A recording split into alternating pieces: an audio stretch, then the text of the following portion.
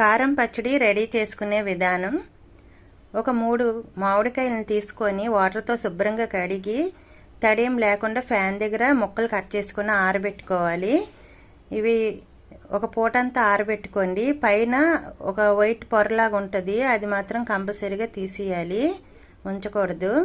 ఆవాలు ఒక 8 స్పూన్లు తీసుకొని 10 నిమిషాలు ఎండలో పెట్టి మెత్తటి పౌడర్ చేసుకుంటే 1/2 గ్లాసు ఆవాల పిండి వస్తుందండి.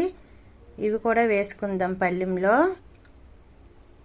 ఇప్పుడు దీంట్లోకి గల్లుప్పు ఒక 10 నిమిషాలు ఎండలో పెట్టుకోవాలి. మిక్సీ పట్టుకొని 1/2 గ్లాస్ వేసుకోండి. ఆశీర్వాద్ పొడి కారము 1/2 గ్లాస్ వేసుకోవాలి. 3 సమానంగా వేసుకున్నాం. కారం కొంచెం ఎక్కువ తినేవాళ్ళు కొంచెం కారం ఎక్కువ వేసుకోవచ్చు. దీంట్లో 1 స్పూన్ మెంతులు కూడా వేసుకుంటున్నాను. ఏ గ్లాస్తో అయితే మనం కొలతలు కొలుసుకున్నామో అదే గ్లాస్తో ఫుల్గా వేరుశనగ నూనె తీసుకోవాలి.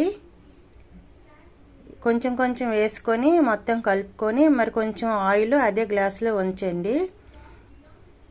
దీంట్లోకి వెల్లుల్లిపాయ రెబ్బల్ని పొట్టుతో పాటు వేసుకోవాలి. ఇవి వేసుకోవడం వల్ల బాగా నానుతాయి కదా, ఇది కారంలోని టేస్ట్ బాగా మంచిగా ఉంటుంది, తినడానికి బాగుంటుంది. ఇవన్నీ మొత్తం ఇలా కలుపుకోవాలి. కలుపుకున్న తర్వాత దీంట్లోకి ముందుగా ఆరబెట్టిన నీడలోనే ఆరబెట్టుకోవాలండి. ఇవి ఎండలో ఆరబెట్టినవి కాదు, ఫ్యాన్ దగ్గర ఆరబెట్టుకున్న ముక్కలు. తడేం ఉండకూడదు. ఈ పైన చూపించిన ఈ పైన మాత్రం కంపల్సరీగా వైట్ పొర మాత్రం ముక్కకి మాత్రం తీసేయాలి, ఉంచకూడదు. ఇవన్నీ వేసుకున్న తర్వాత మిగతా ఆయిల్ గ్లాసులో ఉంచాం కదా, అవి కూడా వేసుకోవాలి. వేసుకొని మొత్తం మంచిగా ఈ విధంగా కలుపుకోండి. చేత్తోనైనా సరే మంచిగా చేత్తోని బాగా కలుపుకోవాలి. ఇలా కలుపుకున్న తర్వాత ఏదైనా ఒక జాడీలోని కానీ ప్లాస్టిక్ డబ్బాలోనైనా సరే తడేం లేకుండా చూసి వేసుకోండి.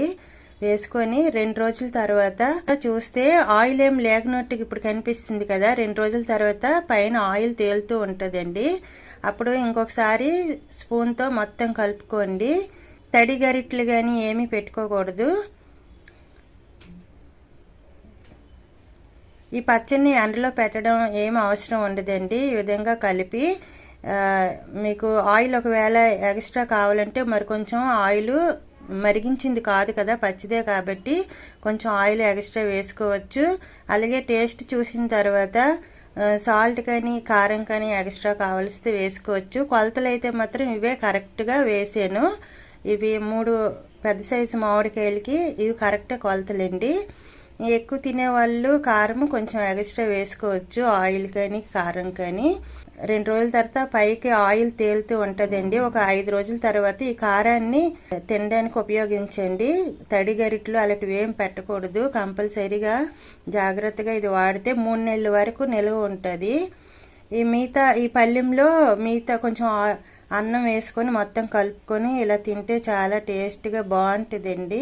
ఈ కారం పచ్చడి 3 నెలల వరకు నిల్వ ఉంటుంది, చాలా టేస్ట్గా ఉంటుంది. ఇదే విధంగా ఎక్స్ట్రా కాయలు 6 కాయలు అలాగైతే మీరు కొలతలు పెంచుకుంటూ వెళ్ళాలి.